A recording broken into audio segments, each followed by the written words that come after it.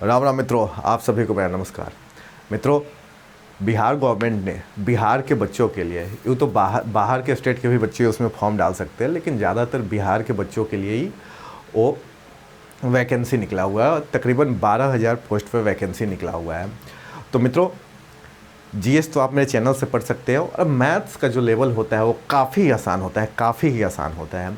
तो आज मैं टोटल 10 क्वेश्चंस आप लोगों को कराऊंगा, जिसमें आप लोगों को पता लगेगा कि बीएससी इंटर लेवल में मैथ्स में मतलब दम कितना होता है। और मेरे हिसाब से उसका जो होता है ना, एकदम क्वेश्चंस एकदम इजी होता है।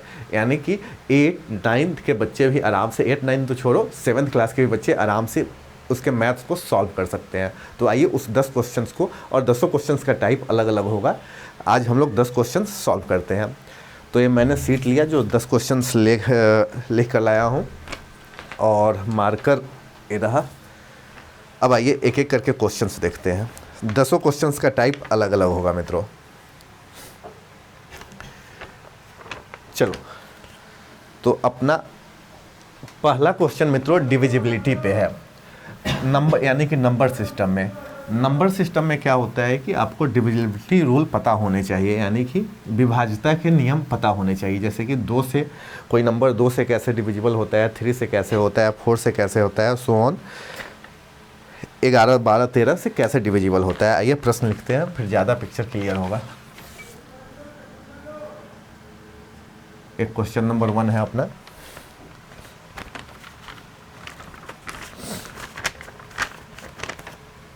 ऐसे क्वेश्चन आएंगे, इफ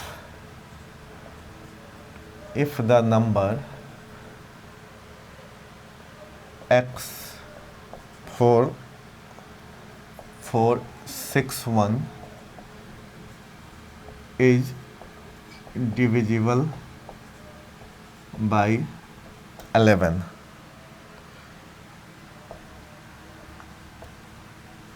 अब क्वेश्चन आपसे पूछा जा रहा है what is the face value of the x। ठीक है, ऑप्शन आपके पास है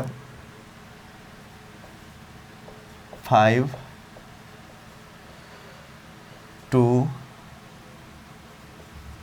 7, 4। ठीक है, तो मित्रों इस प्रश्न में हमें एक नंबर दिया गया है, और नंबर है x4461, यानी कि 1, 2, 3, 4, 5 डिजिट का ये नंबर है। ठीक है, इसमें 5 डिजिट का एक नंबर है जिसमें x अननोन है, और हमें क्या पता है कि 11 से डिविजिबल है। तो मित्रों इसके लिए हमें डिविजिबिलिटी रूल पता होनी चाहिए। तो और 11 का डिविजिबिलिटी रूल क्या कहता है कि अगर इस नंबर के ऑड प्लेस, यानी कि यहाँ पे ऐसे लिख लो, डिविजिबिलिटी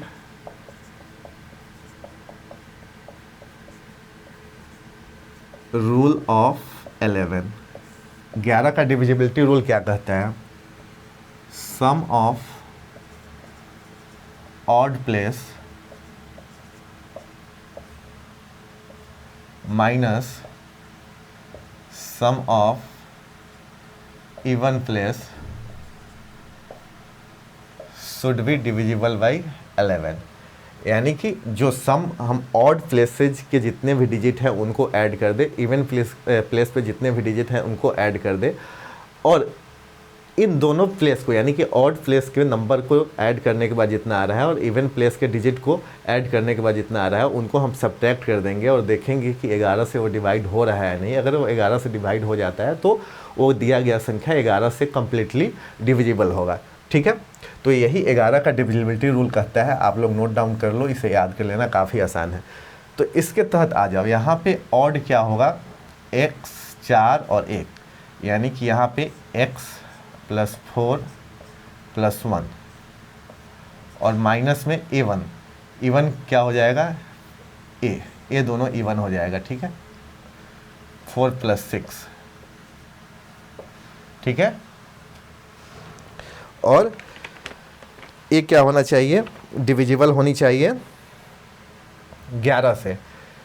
तो आइए पहले अब देखते हैं, x +4 +1, ये 5 कर लो ना, ब्रैकेट का ऑपरेशन एक साथ कर लो, 5 - 10, तो यहाँ से आ जाएगा x, ये माइनस में आएगा, -5 = 0, इम्प्लाई दैट x = 5, यानी कि हमें x की वैल्यू 5 आ गया, यानी इस प्लेस पे x 4 4 6 1, यहाँ x को हटा के 5 लिख दो तो ये 11 से डिविजिबल कम्प्लीटली हो जाएगा। जब चाहे यहाँ पे भी तुम 5 डाल दो, अब देखो 5 4 9 1 10, और 10 - 10, ये तो 0 आ गया ना, तो 0 तो 11 से डिविजिबल होगा ही ना, 0/11, ये 0 आ ही जाएगा। ठीक है, तो यहाँ पे आंसर क्या होगा, 5। क्लियर है। और अगर हमें नंबर के बारे में पूछा जाता तो नंबर ये हो जाता 5 4 4 6 1। वैसे ही आप एक एक ऑप्शन से भी वैल्यू पुट करके निकाल सकते हो। ठीक है, या तो आप जो मैं मेथड बताया इससे याद कर लो, या ऑप्शन में एक एक वैल्यू पुट करके भी आप लोग पता कर सकते हो। जल्दी से नोट कर लो।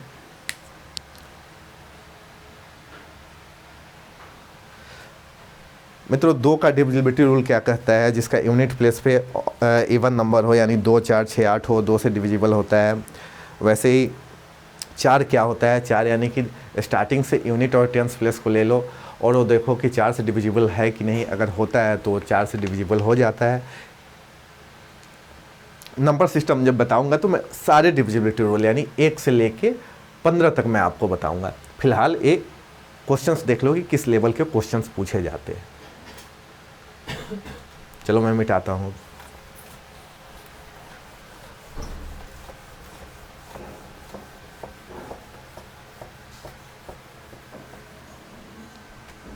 अब क्वेश्चन नंबर 2 सिंप्लीफिकेशन से है।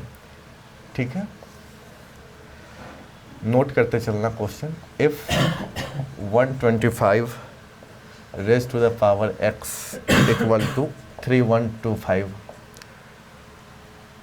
then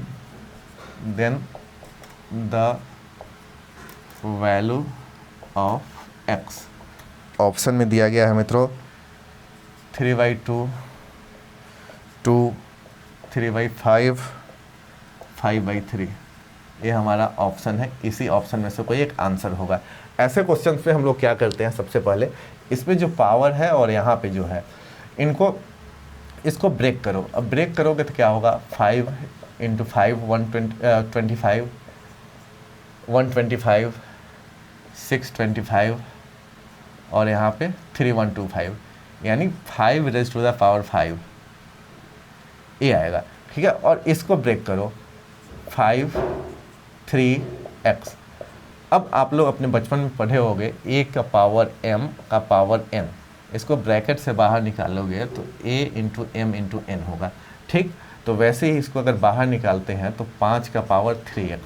अब यहाँ पे मित्रों देखो, ये दोनों पावर है, एक आप ऐसे भी सेम पावर का पढ़े होंगे, अगर बेस सेम हो, जैसे a का पावर m और a का पावर n, तो यहाँ पे अगर बेस सेम हो तो m = n होता है।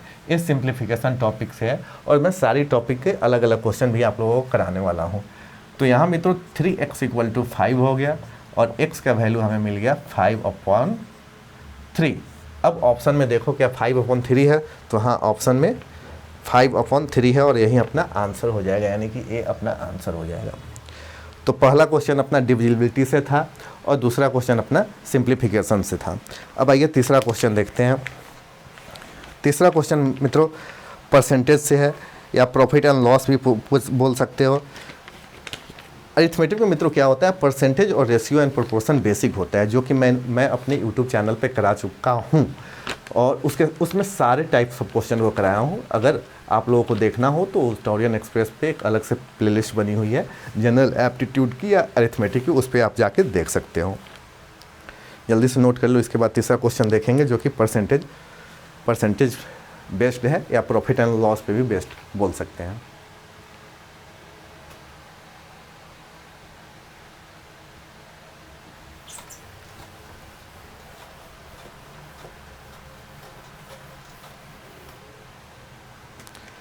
एक फ्रूट सेलर की कहानी है। मैं अभी क्वेश्चन लिखता हूँ, आप लोग साथ साथ लिखते चलना। ए फ्रूट सेलर यानी कि एक फल विक्रेता आम को खरीदता है, और किस रेट पे खरीदता है? Eight the rate of 16 for RS 16 for RS 12, यानी 12 रुपया में 16 आम को खरीदता है। ठीक है, अब क्या करता है, उसके बाद विक्रेता है तो जाहिर सी बात है कि अगर वो खरीदेगा तो बेचेगा, तब तो उसे मुनाफा होगा। And sells then at the rate of RS 16 पर डोजन, यानी अब क्या करता है, 16 रुपया में 12 आम को बेचता है। पहले 12 रुपये में 16 आम खरीदता है, अब 16 रुपये में 12 आम बेचता है। तो इसमें इसकी लाभ क्या हुई उसका प्रतिशत बताना है। Find the gain percentage. ठीक है, देखो ऐसे क्वेश्चन को कैसे बनाओ, एक तो शॉर्टकट पहले जान लो। सबसे पहले कितने रुपए में खरीदता है, ये RS यहाँ लिख लो, यहाँ नंबर ऑफ मैंगोज कर लो, और बेसिक से अगर बनाना है तो रेट ऑफ मैंगोज कर लो, रेट ऑफ 1 मैंगो। बेसिक से बनाने के लिए हमें यूनिटरी रूल का सहारा लेना होता है, यानी कि 1 यूनिट का हमें रेट पता करना होता है। अब RS 16 में देखो, यहाँ mangoes at the rate of 16 for RS 12 and sells them at the rate of RS 16 पर दर्जन।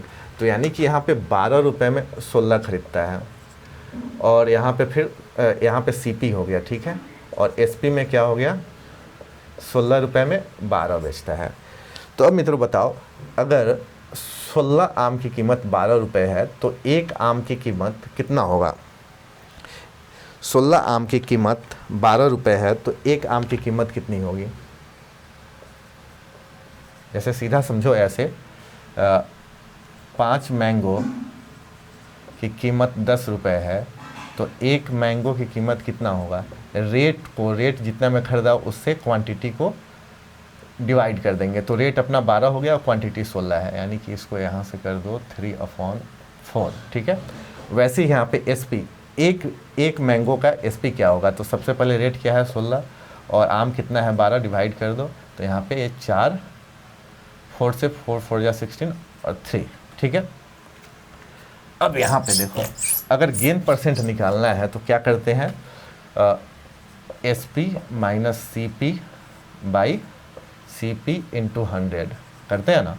तो SP यहाँ पे क्या है 4/3 माइनस 3/4 बाई 3/4 इंटू 100। अगर यहाँ करते हो तो LCM तो यहाँ पे 12 हो जाएगा, LCM 12 हो जाएगा, और यहाँ पे 4 ऊपर जाएगा, 3 नीचे आएगा, और यहाँ पे क्या हो जाएगा 4 चौका 16 और 4 3 या 12 और 9, यानी कि यहाँ पे हम लोगों का आएगा, और यहाँ 3 काट दो, 7/9 इंटू 100। अब परसेंटेज टॉपिक मैं आप लोगों को पढ़ा चुका हूँ, उसमें क्या है कि मैं ऐसे सॉल्व कराता था आपको 1/9 इंटू 100 और 7। मैंने आपको परसेंटेज का वैल्यू भी बता रखा है काफ़ी सारे का। तो अगर 1/9 को परसेंटेज में कन्वर्ट करोगे इतना का, तो कितना हो जाएगा 11 इंटू 1/9 इंटू 7। अब यहाँ पे क्या हो जाएगा, ये 11 का 1/9 इंटू 7। अब यहाँ 7 मल्टीप्लाई करोगे तो यहाँ पे क्या हो जाएगा 77, और यहाँ पे 7/9। इसको और सॉल्व करोगे तो 77.777 ऐसे। इसको इक्विवेलेंट करोगे तो 77 इंटू 77.78, इतना अपना गेन परसेंट होगा।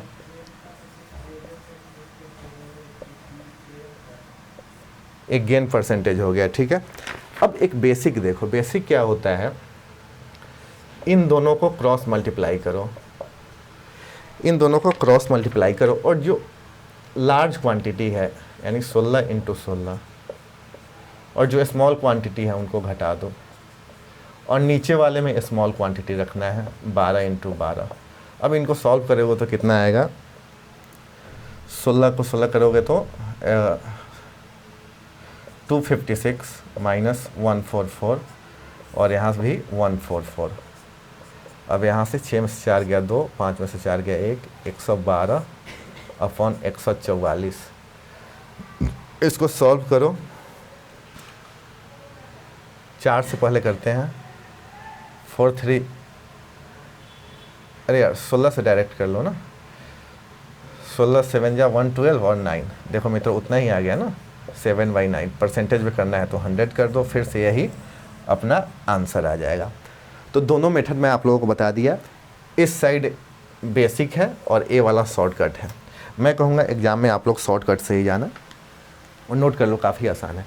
ऐसा कोई भी क्वेश्चन है ऐसे क्रॉस मल्टीप्लाई करना और यहाँ से लार्ज क्वांटिटी को दोनों को मल्टीप्लाई करके स्मॉल वाले से घटा देना और जो डिनोमिनेटर में रखना वो स्मॉल वाला रखना। बस इतना बात ट्रिक के लिए याद रखना है। ट्रिक में छोटी मोटी बातों को याद करना होता है क्योंकि वो सारे क्वेश्चन पे वैलिड नहीं होता है, इसलिए हमें बेसिक भी पता होना चाहिए। और अगर आपका कैलकुलेशन ठीक है तो शॉर्टकट की ज़रूरत पड़ती ही नहीं है। ओके, नोट कर लो।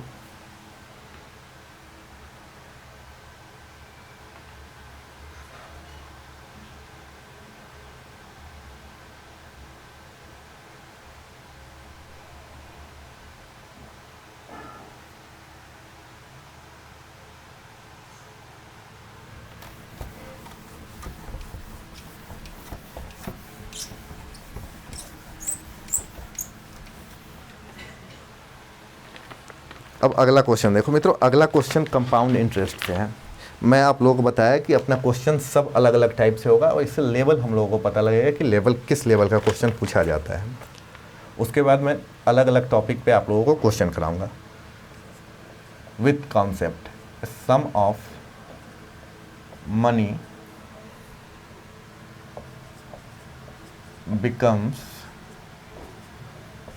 becomes 3 times in 10 years.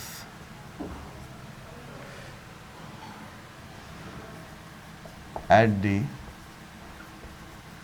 rate of compound interest. Compound interest का मतलब है और उसका रेट क्या है, एनुअली कंपाउंड होता है, कंपाउंडेड एनुअली। ठीक है। In how many year it becomes 81 type.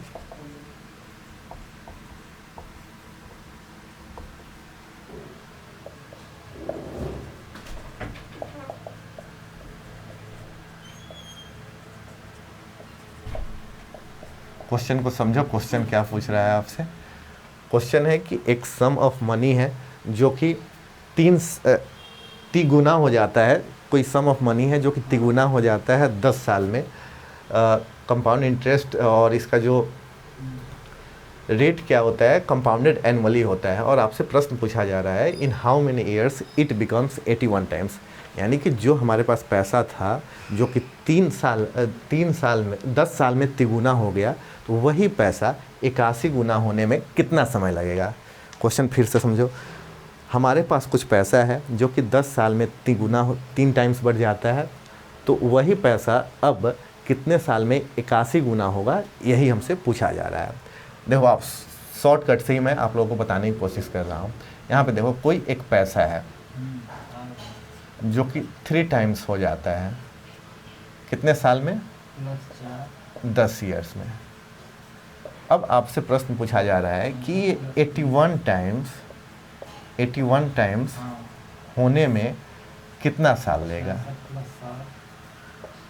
इसके लिए आपने क्या करना है, यहाँ से 3 का मल्टीपल 3 का स्क्वायर करना है, उसका 3 रेज़ टू द पावर 3 करना है, रेज़ टू द पावर 4 करना है, यानी कि सबसे पहले देखो स्क्वायर, फिर क्यूब देखो, फिर क्वाड्रपल टाइप देखो आता है या नहीं, ऐसे ही बढ़ते जाना है। तो यहाँ पे हम लोग क्या करते हैं, 3 3 3 जा 9, 9 3 जा 27, 27 3 जा 81, यानी 3 का पावर 4 करे तो ये आ जाएगा, यानी 81 टाइम्स को हम लोग 3 का पावर 4 टाइम्स लिख सकते हैं। अब इसमें क्या होता है कि अपना जो ये पावर होता है ना, अपना जितना पावर आता है यहाँ पे समय के साथ मल्टीप्लाई कर देते हैं, यानी गुना 4 कर देंगे। तो 10 × 4 करने पे कितना आएगा, 40 ईयर्स अपना आंसर हो जाएगा। आसान सा क्वेश्चन है। और इसके लिए फार्मूला से करना चाहो तो आप लोग ये फार्मूला लिख लो, A = P × 1 + R/100 to the power n। इस फार्मूला का यूज करके आप लोग इक्वेट करके बना सकते हो। लेकिन जब यहाँ पे 10 सेकेंड में हमें आंसर मिल सकता है तो फार्मूला से हम क्यों करें, फार्मूला से करने में कम से कम 18 से 20 सेकेंड लग जाएगा, तो हमें 8 सेकेंड को बचाना है। नोट कर लो। इस पे क्या करना है, जो समय 3 टाइम्स हो जाता है 10 साल में, और हमसे पूछा जा रहा है कि 81 टाइम्स होने में कितना साल लगेगा। तो सबसे पहले 3 पे पावर रखते जाओ, 1 2 3 4, 3 पे पावर 4 करने पे हमें 81 आ गया। तो यहाँ पे जितनी बार हम लोगों ने पावर रखा है उस पावर को समय से मल्टीप्लाई कर दो, अपना आंसर आ जाएगा, यानी 81 टाइम 40 साल में हो जाएगा।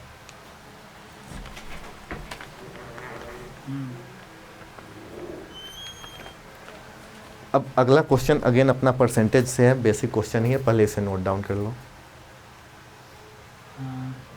6000 में +4, 62 में -5।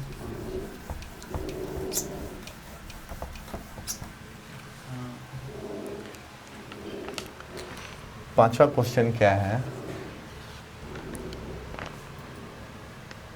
If B exceed A by 25%, then A is less than B by. ठीक है, 62 में +4। यहाँ प्रश्न आपसे पूछा जा रहा है कि जो B है A से एक्सीड कर रहा है 25% से, तो मान लो A 100 है तो ये 125 होगा। ठीक है, तो अब फिर आपसे पूछा जा रहा है देन A इज लेस देन, यानी A इससे लेस देन है कितने परसेंटेज से। तो A का पूछा जा रहा है, तो A 25 से कम है, और किससे कंपेयर करना है, B से। तो जिससे कंपेयर करो उसको डिनोमिनेटर में डालो, परसेंटेज टॉपिक में मैं पढ़ा चुका हूँ, और उसको 100 से मल्टीप्लाई कर दो। ये 5, ये 20 से गया, यानी कि 20%। तो ए बी से 20% कम है। अगर बी ए से 25% बढ़ जाता है तो ए बी से 20% कम हो जाएगा। ठीक है, आई बात समझ में, क्वेश्चन समझ लो। अगर बी ए से एक्सीड करता है 25% से, तो ए बी से कितने परसेंट से कम होगा। तो मान लो ए एक वैल्यू 100 और बी एक्सीड कर रहा है 25% से, तो ये 125 हो गया। तो अब पूछा जा रहा है कि ए बी से कितने परसेंट से कम है। तो ये देखो बी से 25 कम है, और किस पे हमको कैलकुलेशन करना है, बी पे। तो बी को डिनोमिनेटर से लाओ, 100 से मल्टीप्लाई करो, सॉल्व करो, आंसर 20% आ जाएगा। अब अगला क्वेश्चन हम लोगों का टाइम एंड वर्क से होने वाला है।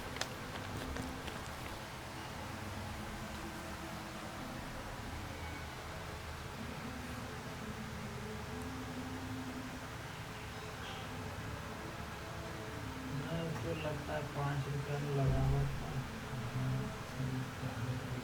एक साथ करते हुए।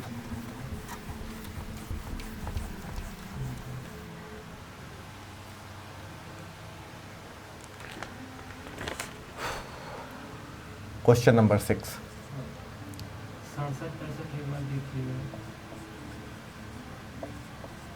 7 टेलर स्टिच अ पीपीई सूट। ये वही पीपीई सूट है जो कोरोना टाइम में आया था।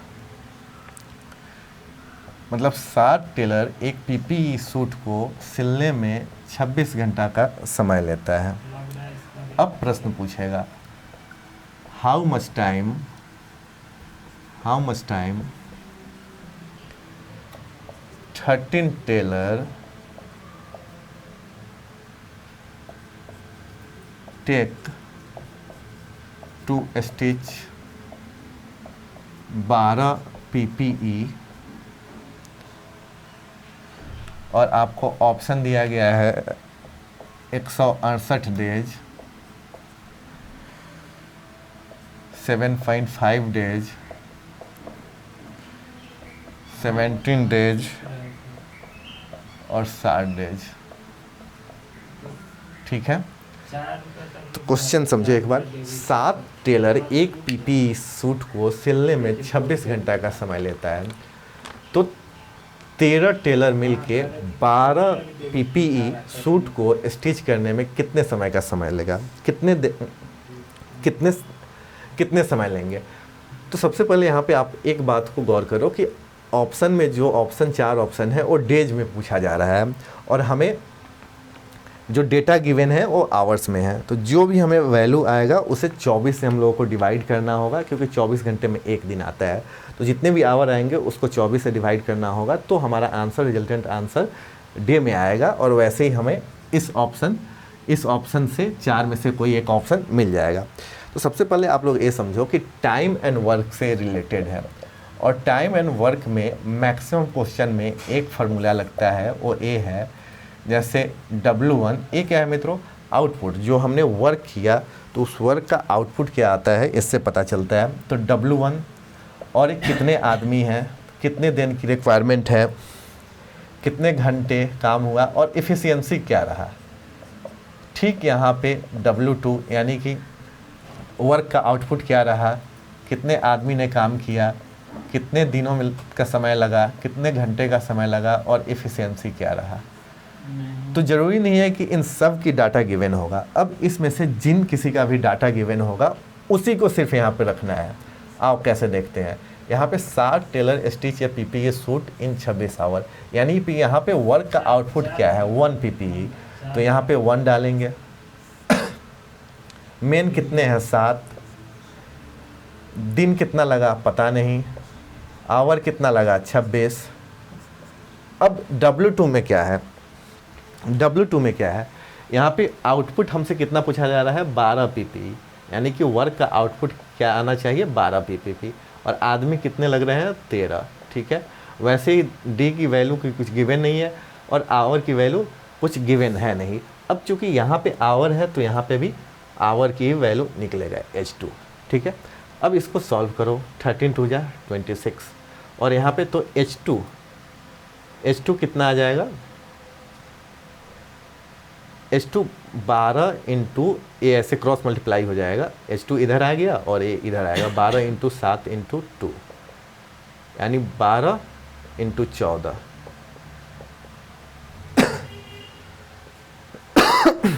168 आवर्स।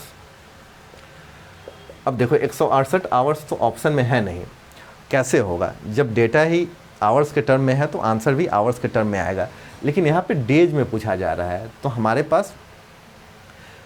पास ये हमारे लॉजिक में आना चाहिए कि 24 घंटे में एक दिन होता है, तो जितना भी आवर्स है इनको 24 से डिवाइड कर दो, इतने डेज आ जाएंगे। चलो डिवाइड करो, कितना आएगा 12 दूनी 24, और यहाँ पे 12 1 जा 12 और 4 8, 4 8 का मतलब क्या होगा, 4 8 का मतलब 12 4 जा 18, यानी कि 12 2 जा 24, और 12 को अगर 14 से मल्टीप्लाई करोगे तो 168 आएगा। तो यहाँ पे और फिर 2 को 7 से काट दो, यानी 7 डेज अपना आंसर निकल के आ जाएगा। जल्दी से नोट डाउन कर लो।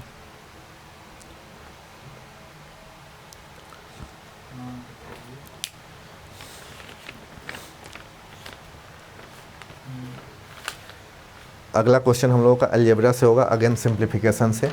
कुछ डेटा गिवन होगा और उस डेटा की मदद से आपसे पूछा जाएगा, कुछ अदर डाटा की वैल्यू पूछी जाएगी।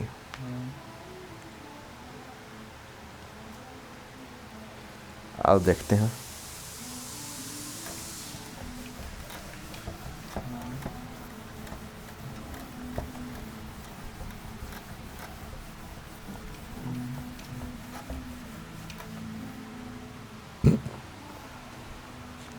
Question number 7।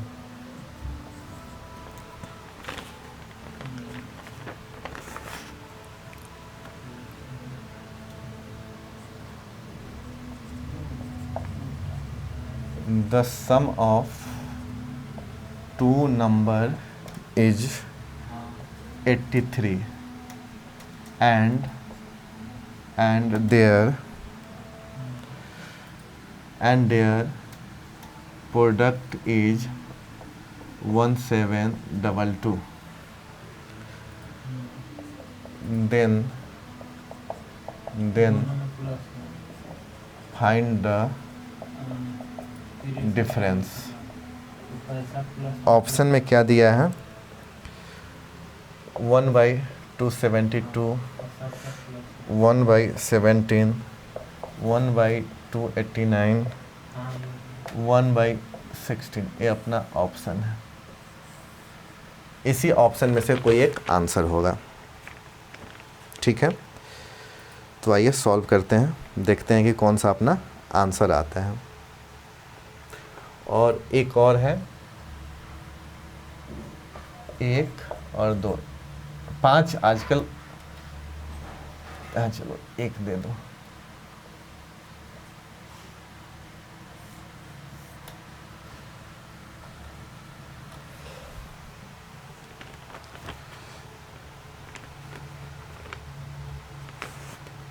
चलो, तो यहाँ पे क्या होगा?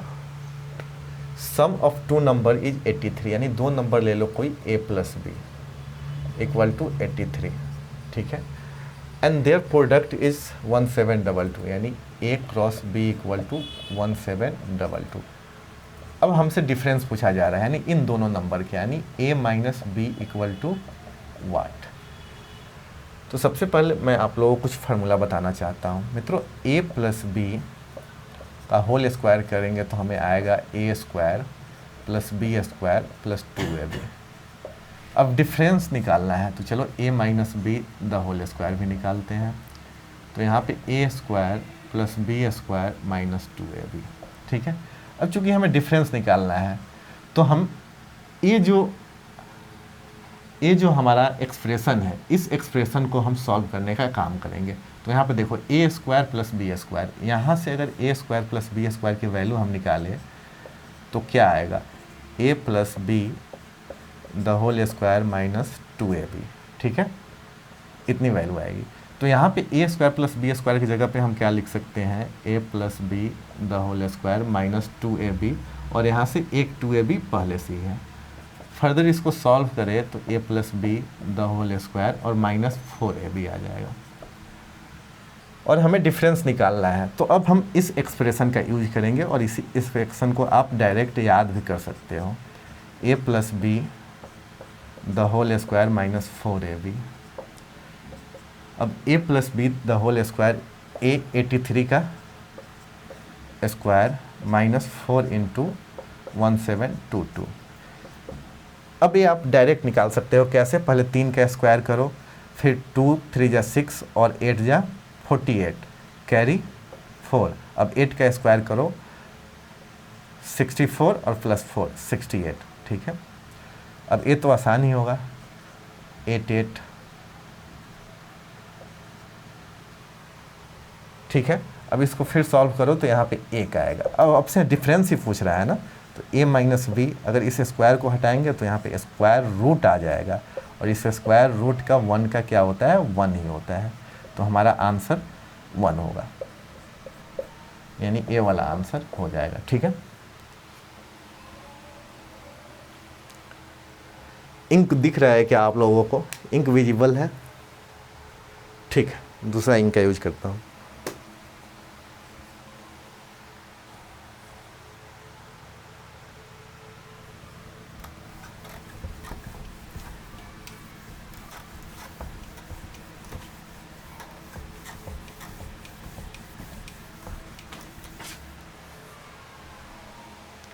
क्वेश्चन नंबर 8 मित्रों अपना HCF LCM से होने वाला है, यानी कि हाईएस्ट कॉमन फैक्टर और लोएस्ट कॉमन मल्टीपल से। देखो बेहद ही आसान क्वेश्चन है, बल्कि BSSC इंटर लेवल में मैथ्स का कुछ लेवल ही नहीं होता है, काफ़ी आसान क्वेश्चन पूछे जाते हैं।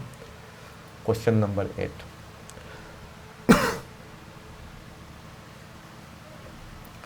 The HCF of 2 number is, कितना है भाई, 17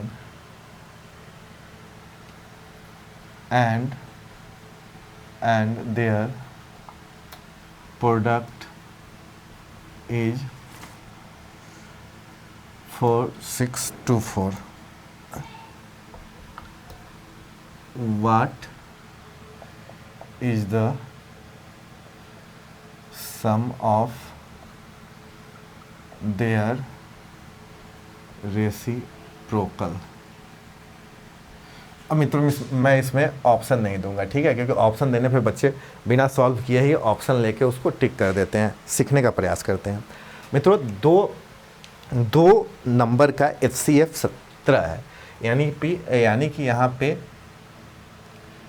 HCF ऑफ 2 नंबर इज 17। तो मान लो वो दो नंबर क्या है, 17x एंड 17y, ठीक है। इन 70x पहला नंबर हुआ और 17y दूसरा नंबर हुआ, तो इन दोनों का जो HCF है 17 है। हाईएस्ट कॉमन फैक्टर यानी कि देख लो x में भी 17 है और y में भी 17 है, यानी कि HCF 17 तो आ ही गया, ठीक है। एंड देयर प्रोडक्ट, यानी कि इसी दो नंबर का प्रोडक्ट, यानी 17x और 17y इक्वल टू 4624 है। तो यहाँ से xy की वैल्यू निकल के आ जाएगी 4624 और यहाँ से 17 इंटू 17। आइए मार्क कट करने का प्रयास करें। यहाँ से 17 से करोगे तो 17 टू जा 34 और यहाँ पे 12 बच जाएगा, यानी 122 हो जाएगा। तो 7 से आएगा और 7 से आएगा तो 3 4 2, अब एक 17 और है तो यहाँ से कर दो 17 10 यानी 16, यानी xy की वैल्यू कितनी आ गई 16, ठीक है। 340। तो अब हमसे पूछा जा रहा है what is the sum of their reciprocal. अब इसमें क्या कर सकते हो, xy की वैल्यू 16 है तो या x को 1 मान लो, y को 16 मान लो, या y को 1 मान लो, यही दो केस आ सकता है ना, y को 1 मान लो और x को 16 मान लो। तो क्या पूछ रहा है, सम ऑफ देयर रेसिप्रोकल, यानी 1/x प्लस 1/y, यही हमें निकालना है। तो 1/16 कर लो और प्लस 1/16, ऐसे इसमें तो मिल जाएगा 380 एक बार और देख लो। 1/x और 1/y। तो सबसे पहले मित्रों यहाँ से 1/x क्या होगा, अगर x की वैल्यू 1 रखते हो तो यहाँ दो नंबर है ना, 17x और 17y, तो यहाँ पे 17 इंटू 1 कितना हो जाएगा 17, और यहाँ पे 17 इंटू 16 कितना हो जाएगा 170, और फिर 102 यानी 272, ये 272 हो जाएगा। तो रेसिप्रोकल में उल्टा कर दो, 1/17 प्लस 1/272, ठीक है। अब अगर इन दोनों का LCM लोगे तो 272 ही आएगा, 17 16 पे आएगा और यहाँ पे 16 हो जाएगा, 272 1 पे ही आएगा और हमारा यहाँ पे 17/272 हो जाएगा। अगर इसे काटोगे तो ये 16 से कटेगा और हमारा सिंपलेस्ट फॉर्म आ जाएगा 1/16, ये हमारा आंसर आ जाएगा, ठीक है। जल्दी से नोट कर लो। सबसे पहले हम लोगों को क्या करना है, दो नंबर ऐसा लेना है जिससे कि उसका HCF 17 दिखाई दे। तो 17x और 17y दो नंबर हम लोगों ने ले लिया और इससे पता चल रहा है कि इन दोनों नंबर में भाई 17 तो है ही, तो 17 इसका LCM हो गया। अब उस दो नंबर का प्रोडक्ट क्या है 46 और 24, तो उससे हमें एक्स वाई की वैल्यू निकल गई। तो एक्स वाई की वैल्यू क्या निकल गई? 16। अब यहाँ पे हम लोग एज्यूम क्या कर सकते हैं, या तो एक्स की वैल्यू 1 छोटा ही लेना चाहिए, एक्स की वैल्यू 1 तो वाई की 16 हो जाएगी, या वाई का 1 लो तो एक्स का 16 हो जाएगा। तो यहाँ पे हम लोगों ने ये वाला ही मान लिया कि x की वैल्यू 1 है और y की वैल्यू 16 है। तो अब दो नंबर था, ए यानी कि पहला नंबर 17x से 17 आ गया और दूसरा 17y से 272 आ गया। अब इसी के तो रेसिप्रोकल को सम कर देना है। यहाँ पे देखो तो सम ऑफ देयर रेसिप्रोकल ये आ गया। सॉल्व करोगे तो 1/16 हमारा आंसर आ जाएगा। अब नेक्स्ट क्वेश्चन मित्रों एज से रिलेटेड है, एज से। और आखिरी क्वेश्चन जो हमारा होगा एवरेज से रिलेटेड होगा और आज का सेशन ख़त्म होगा। उसके बाद मैं टॉपिक वाइज क्वेश्चन आप लोगों को कराऊंगा। आज तो मैं सिर्फ आप लोगों को इतना बताया कि भाई लेवल क्या होता है। आइए बीएसएससी के क्वेश्चन की औकात नाप लेते हैं। मिटाता हूँ मैं अब।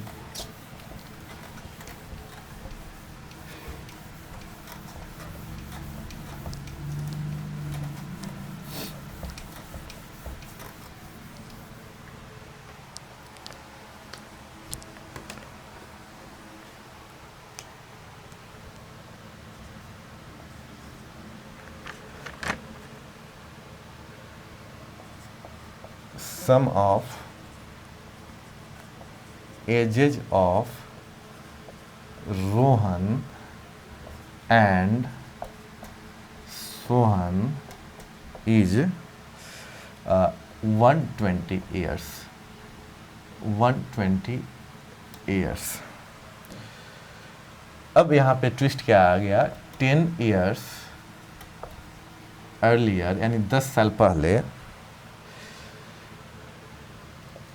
their ages were in the ratio of 3:2.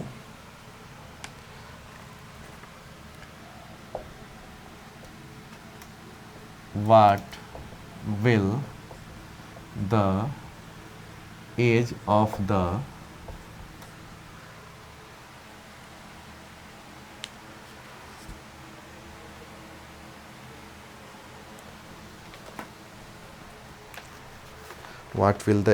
the Mohan after 10 years if Mohan is 12 years older than Rohan.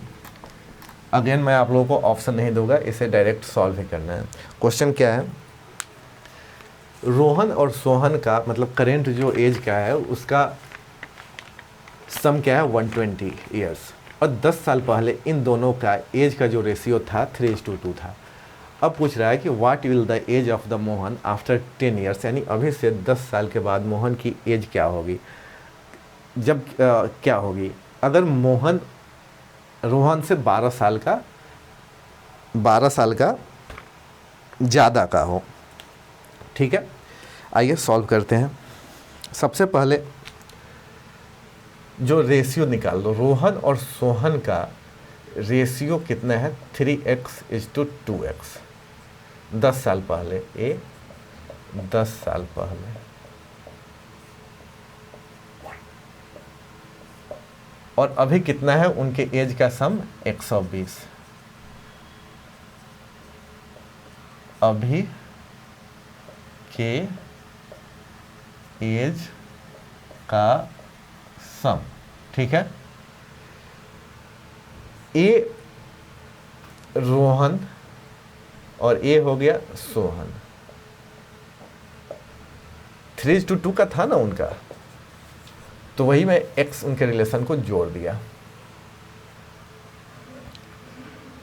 अब आ जाओ, तो 10 साल पहले का रेशियो, तो अब क्या हो जाएगा, तो 10 साल जो भी रहा हो उसमें 10 आ जाएगा, वैसे ही सोहन का एज 10 साल पहले जितना था उसमें 10 आ जाएगा, और इन दोनों को सम कर दो तो अभी के बराबर 120 आ जाएगा। तो ये 5x इक्वल टू, ये 10 10 20 होगा, इधर आएगा तो 100 हो जाएगा। x की वैल्यू कितनी आ जाएगी? 20। अब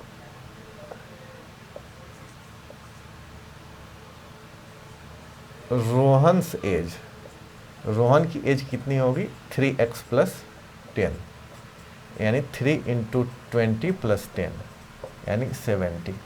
सबका मैं बता देता हूँ। सोहन का एज क्या होगा? सोहन्स एज 2x प्लस 10 यानी 2 into 20 plus 10 equal to 50। What will the age of the Mohan after 10 years?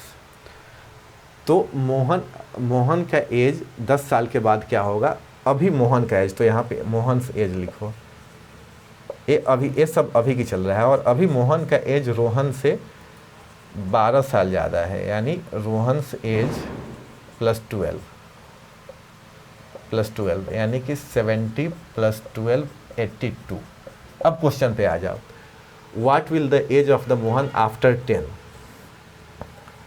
तो एज या ऐसे ही लिख दो, क्योंकि सब एपोस्ट्रॉफी पे ही आ रहा है। तो मोहन्स एज आफ्टर 10 ईयर्स, तो अभी इसकी उम्र क्या है? करेंट एज प्लस 10 यानी 82 प्लस 10 यानी 92। 10 साल के बाद मोहन की एज 92 ईयर्स की हो जाएगी। जल्दी से नोट कर लो। एज रिलेटेड क्वेश्चंस था, और कितना आसान था वो आप लोग यहाँ पे देख सकते हो क्वेश्चन के लेवल से, और ऐसे ही क्वेश्चन पूछे जाते हैं। ठीक है, तो पहला क्वेश्चन क्या था? पहला क्वेश्चन मैंने आप लोगों को डिविजिबिलिटी से बताया था, जिसमें 11 कोई नंबर 11 से कैसे डिवाइड होता है उसके बारे में मैंने आप लोगों को बता दिया। ट्रिक क्या था? सबसे पहले ऑड प्लेसेज को जोड़ेंगे, इवन प्लेस को जोड़ेंगे और उनको घटा देंगे, और देखेंगे कि 11 से वो डिवाइड हो रहा है नहीं। अगर वो 11 से डिवाइड हो जाता है तो इसका मतलब है कि that number is completely divisible by 11। उसी तरह दूसरा क्वेश्चन मैंने आप लोगों को क्या दिया था? दूसरा क्वेश्चन सिंप्लीफिकेशन से था। तीसरा question percentage and profit and loss का मिक्सचर था। चौथा क्वेश्चन कंपाउंड इंटरेस्ट से रिलेटेड था। पाँचवा क्वेश्चन परसेंटेज से था। छठा क्वेश्चन टाइम एंड वर्क से था। सातवां क्वेश्चन अलजेब्रा से था। आठवां क्वेश्चन अलजेब्रा का ही पार्ट मान सकते हैं, एचसीएफ एंड एलसीएम से था। नौवां क्वेश्चन अपना एज से था, और आखिरी क्वेश्चन एवरेज से रिलेटेड होगा। ठीक है, इसे नोट कर लो। और सेशन अच्छा लगे तो अपने दोस्तों को शेयर करना, क्योंकि शेयरिंग इज केयरिंग, एक काफ़ी पुरानी कहावत है। मिटा दूं?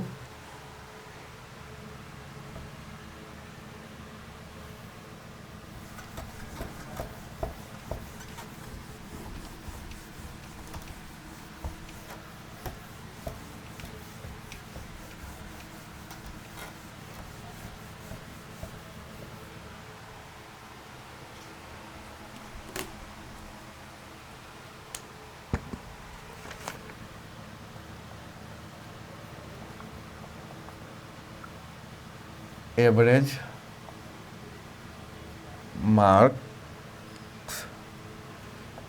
marks obtained by 40 students is 56. If the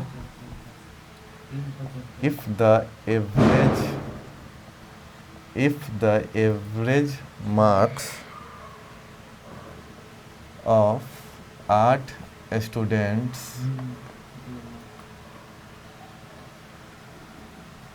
who failed in the examinations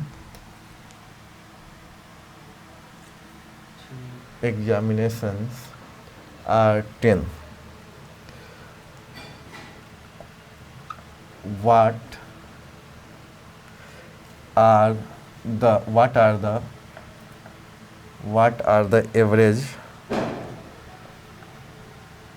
marks of the students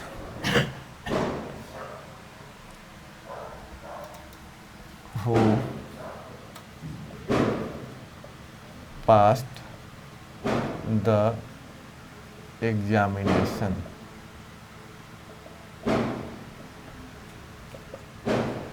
question एक बार सुन लो क्या है.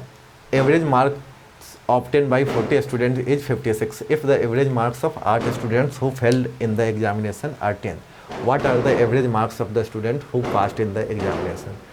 मतलब क्या है कि 40 स्टूडेंट्स ने किसी परीक्षा को दिया और उनका एवरेज मार्क्स है वो 46 है.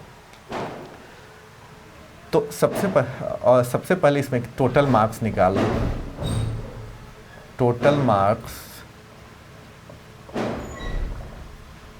obtained by a student. क्या करेंगे, नंबर ऑफ स्टूडेंट और कितना है 46, इसको मल्टीप्लाई कर दो 2240 मार्क्स आएगा. यानी सारे स्टूडेंट्स का अगर मार्क्स को जोड़ दिया जाए तो 2240 मार्क्स होगा. अब यहाँ पे अगला लाइन देखो, average marks of 8 students who failed in the examination are 10. तो यहाँ पे अब देखो total marks obtained by failed student.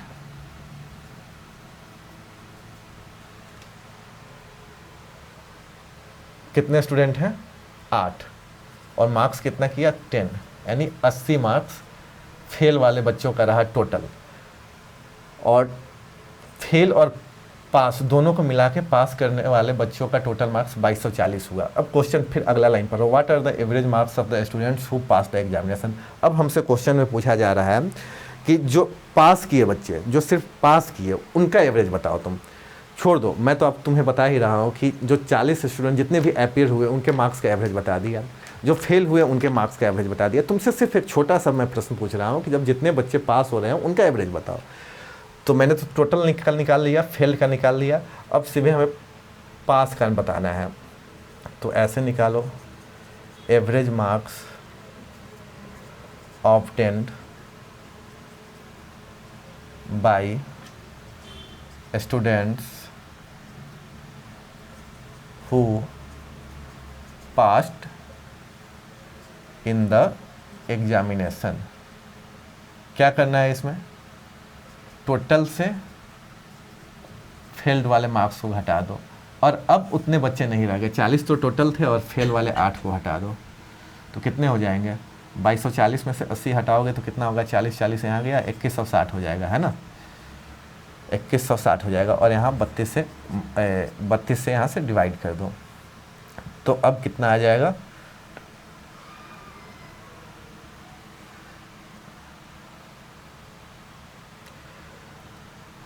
चलो 4 से करते हैं. 4 8 जा 32 और 4 5 जा 20, 1 6 4 4 इतना आया.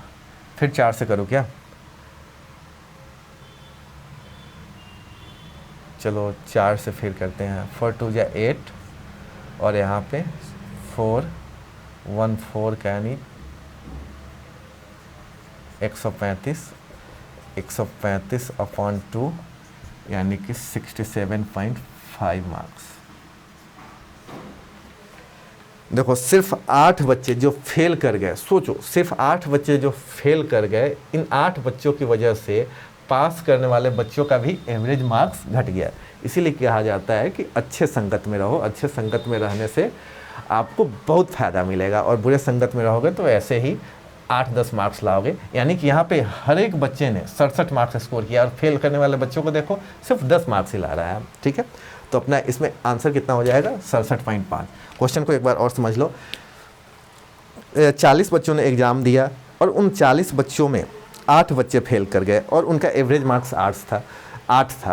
8 बच्चे फेल कर गए और उनका एवरेज मार्क्स 10 था. तो इस तरह से जो फेल करने वाले बच्चे हैं उनके अगर टोटल मार्क्स को सम कर दिया जाए तो 80 है. और जो बच्चे जितने भी सारे बच्चे परीक्षा में भाग लिए थे उनका अगर एवरेज निकाल दिया जाए तो 2240 आ गया। तो हमसे प्रश्न पूछा जा रहा है सिर्फ पास करने वाले बच्चों का ही मार्क्स का एवरेज बताना है। तो हम लोग क्या करेंगे, टोटल जो मार्क्स है अपीयरिंग बच्चे का माइनस फेल्ड बच्चे का, और डिवाइड किससे करेंगे, सिर्फ पास होने वाले बच्चे से। यानी 40 तो टोटल है, उसमें 8 हटा दो, यानी 32 बच्चे पास हो रहे हैं हम। तो यहाँ पे 2160/32 अगर इसे सॉल्व करेंगे तो 67.5 मार्क्स आ जाएगा। तो मित्रों ये एक तरह से मॉडल सेट पेपर बोल सकते हो या सेट पेपर बोल सकते हो। ऐसे ही टाइप के क्वेश्चन बीएसएससी इंटर लेवल्स के एग्जाम में आते हैं, चाहे वो प्रीलिम्स के हो चाहे वो मेंस के हो। तो उम्मीद करता हूँ ये सेशन आप लोगों को अच्छा लगा होगा, और सेशन अच्छा लगा होगा तो अपने फ्रेंड्स के बीच शेयर कर देना। मिलते हैं मित्रों अगले सेशन में। जय हिंद, जय भारत।